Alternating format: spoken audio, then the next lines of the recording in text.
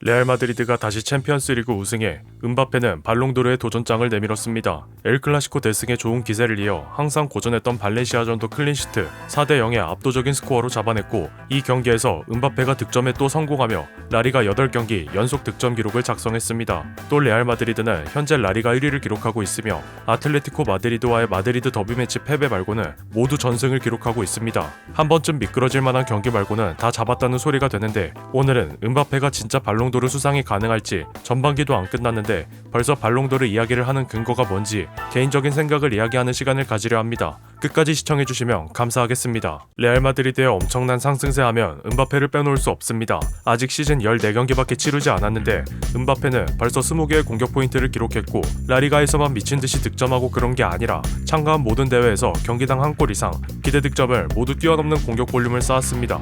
은바페는 레알의 필드 플레이어 중 가장 많은 출전 시간 1219분을 기록했습니다. 이는 비니시우스, 벨링엄, 발베르데를 뛰어넘는 기록인데, 벨링엄은 부상으로 결장한 기간이 있으니 논외로 치더라도 은바페가 합류하기 전부터 이미 팀의 핵심이었던 선수들마저 넘는 출전 시간을 확보했다는 건 레알 마드리드의 공격 시스템이 은바페를 중심으로 돌아가고 있다는 걸 의미합니다.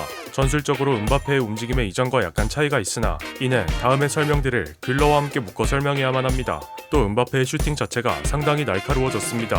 화면의 자료는 왼쪽은 지난 시즌, 오른쪽은 이번 시즌 은바페의 PK를 제외한 슈팅 지점을 나타낸 사진입니다. 대체적으로 조금 중구난방이었던 지난 시즌과는 다르게 이번 시즌은 왼쪽 하단에 더 몰려있는 것을 확인할 수 있습니다. 슈팅 범위를 좁혔는데 득점 페이스가 비슷하다는 것은 은바페의 슈팅 정확도 자체가 올라갔다는 것을 의미하고, 왼쪽의 지표처럼 단순히 슈팅이나 득점 외에 패스 횟수, 정확도, 크로스, 기회 창출 면에서도 꽤 상위권의 지표를 기록했다는 점은 은바페가 단순히 득점 외에도 팀의 공격에 기여하는 부분이 많다는 점을 시사합니다. 물론 오프닝에서도 말씀드렸듯이 전반기도 끝나지 않았고, 아무리 리그 페이지라고 하더라도 리버풀과의 챔피언스리그 결과가 어떻게 나올지도 모르지만, 어쨌든 지금까지 은바페가 보여준 퍼포먼스를 종합하면 발롱도르를 받아도 큰 이견이 없을 것 같다는 개인적인 생각이었습니다. 아르다 귤러는 은바페가 현재 최고의 폼을 보여주는데 아주 중요한 원인으로 작용했습니다. 은바페와 알론소의 새로운 페르소나라 불릴 만큼 알론소 볼의 전술 아래서 은바페와 환상의 호흡을 보여줬고, 현재까지 리그에서만 은바페에게 5개의 도움을 기록했는데 이는 팀 내 최다 도움 수치이기도 합니다.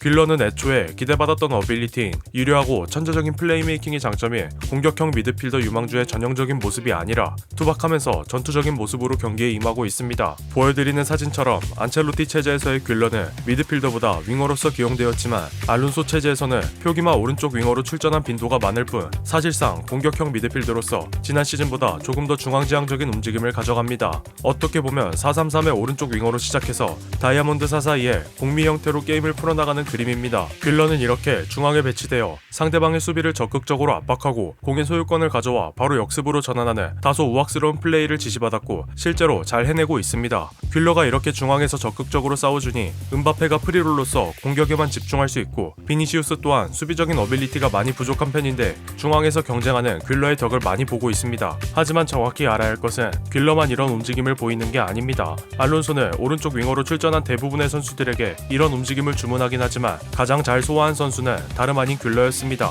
마스탄 투오노, 브라임 디아스가 오른쪽 윙어로 출전한다면 귤러는 벤치에서 출발하거나 4-3-3 포메이션의 오른쪽 미드필더 혹은 4-1-2-3의 왼쪽 미드필더를 맡게 됩니다. 4-3-3 포메이션의 오른쪽 미드필더로 출전할 때는 보통 마스탄 투오노가 오른쪽 윙어를 맡습니다. 지금까지 설명드렸던 귤러의 역할을 마스탄 투오노가 대신하고, 귤러는 오른쪽 측면의 플레이메이킹에 집중합니다. 본래 윙어를 맡을 선수가 중앙으로 들어가 버렸으니 대신 측면을 벌려주는 역할을 하는 겁니다. 때때로 이 역할을 바꿔서 수행하기도 하는데, 이게 가능한 이유는 두 명 모두 왼발잡이이기 때문입니다. 기존 레알의 공격진은 모두 오른발잡이고 오른쪽 윙어를 출전시키면 침투 움직임을 가져간다 해도 침투 동선과 슈팅 각도에 제한이 있었지만, 역발 선수가 출전한다면 조금 더 다양한 공격 루트와 위협적인 슈팅을 가져갈 수 있습니다. 4-1-2-3의 왼쪽 미드필더로 출전한다면 귤러는 중앙과 하프 스페이스로 오가며 공격진과 연계하는 역할을 합니다. 챔피언스리그 리그 페이지 3차전 유벤투스와의 경기에서 측면에 있던 비니시우스에게 패스해주고 본인은 침투하는 비니시우스의 빈자리로 옮기며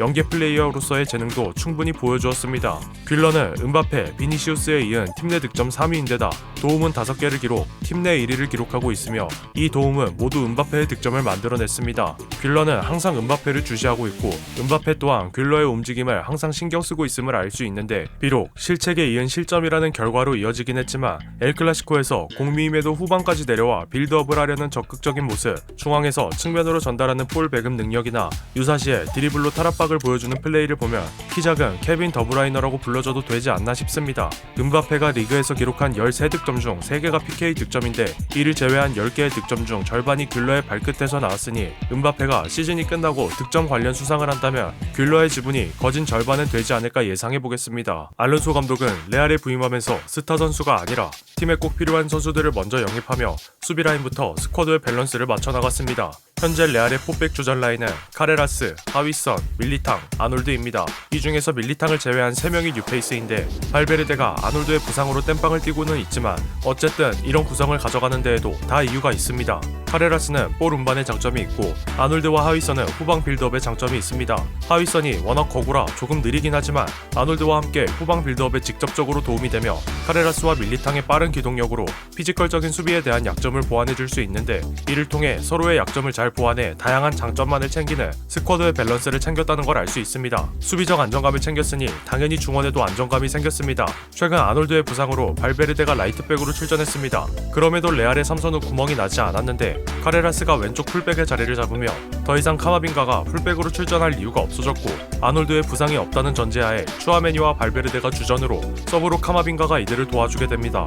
지난 시즌까지 레알 마드리드 수비진의 줄부상이라는 악재가 있긴 했지만 추아메니는 그동안 너무 넓은 수비 범위를 강요당했고 기동력이 약점인 추아메니는 이를 감당하기 어려웠습니다. 하지만 앞에서 말씀드렸듯이 수비진이 안정을 되찾으니 추아메니는 포백 라인 앞에서 수비 범위를 극단적으로 좁혀 자신의 범위 안에 들어온 선수만을 압박해서 소유권을 되찾아오는 수비 방식으로 다시 월드클래스 수비형 미드필더가 될 수 있었습니다. 추아메니의 빈 공간은 발베르데나 카마빈가 같이 발이 빠르고 활동량이 많은 미드필더가 커버해주며 중원의 에너지 레벨을 유지할 수 있었고 이렇게 장단점을 가진 선수들을 조화롭게 구성한 스쿼드의 안정감이 지난 시즌까지의 레알 마드리드와 알론소 감독이 지휘하는 레알의 가장 큰 차이점으로 작용했습니다. 공격진도 마찬가지입니다. 아까 귤러 파트에서 말씀드렸듯이 레알의 공격진은 오른발잡이 투성이었습니다. 하지만 이번 시즌 주전 라인이었던 호드리구가 서브로 빠지고 오히려 어린 귤러, 마스탄투오노, 서브 자원이었던 브라임이 주전 라인업에 들게 되었는데 이 선수들의 공통점은 바로 왼발 혹은 양발잡이라는 것입니다. 다소 단조로웠던 오른쪽 공격 루트가 왼발잡이 선수들의 투입으로 인해 다양해졌고 은바페에게는 득점이라는 단 하나의 목표만을 부여했으며 비니시우스에게는 득점의 빈도를 줄이고 돌파, 연계, 마무리에 3가지 역할을 동시에 부여하므로 은바페와 최대한 박스 안 움직임이 겹치지 않도록 조정을 완료, 중구난방이었던 레알 공격진의 동선을 완벽하게 정리했습니다. 이렇게 포지션별로 롤을 확실하게 정해주다 보니 유사시에 역할을 바꾸는 스위칭 플레이를 하더라도 안첼로티 감독 때처럼 내가 뭘 해야 되지가 아니라 얘는 이런 역할을 했으니까 이제 내가 하면 되겠구나가 돼서 경기 중에 동선이 겹치더라도 선수들끼리 빠르게 조정이 가능한 수준으로 폼이 올라왔습니다. 이런 식으로 정리가 되어버리니 현재 은바페는 라리가 공격 포인트 1위, 비니시우스는 기대 득점과 도움값의 합이 5.9인데도 공동 2위, 귤러는 그 뒤를 잇는 3위의 효율을 뽑아낼 수 있는 게 아닌가 조심스럽게 생각해봅니다. 지난 영상 맨체스터 유나이티드에 대해 평가했던 것처럼 어쩌면 레알 마드리드의 평가도 굉장히 이른 시점일 수 있습니다. 맨유가 노팅엄전에서 처참한 결과를 내긴 했지만 이 영상도 많은 관심 가져주시면 정말 감사할 것 같습니다. 어쨌든 레알 마드리드는 아틀레티코 마드리드전에서 중요한 더비 매치임에도 불구하고 5대2로 얻어 터지기도 했고 또 오는 챔피언스리그 리그 페이지 4라운드 리버풀전에서 또 그런 처참한 결과가 나올 수 있습니다. 그럼에도 은바페의 발롱도르 수상 가능성과 레알의 좋은 성적을 지금 이야기하는 이유는 알론소 체제에서 점점 문제점을 고쳐나가며